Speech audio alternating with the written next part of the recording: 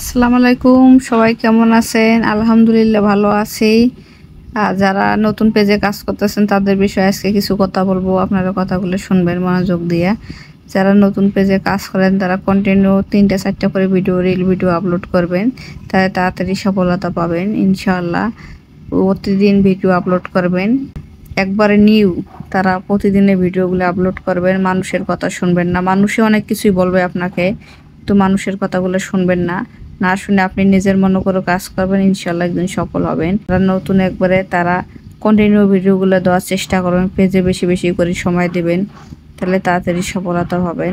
পেজের অনেক ভাইয়ারা বলে যে আমি পেজে সময় দিতে পারি না, কিন্তু এই কথা বললে হবে না ভাই। আমি পেজে কাজ করলে আমাকে সময় যেমনি হোক বের করে দিতে হবে, কারণ পেজ যেমন আপনি চাকরি করেন, চাকরি করলে কিন্তু অফিসে টাইম টু টাইম জয়েন হওয়া লাগে আর টাইম টু টাইম আসা লাগে।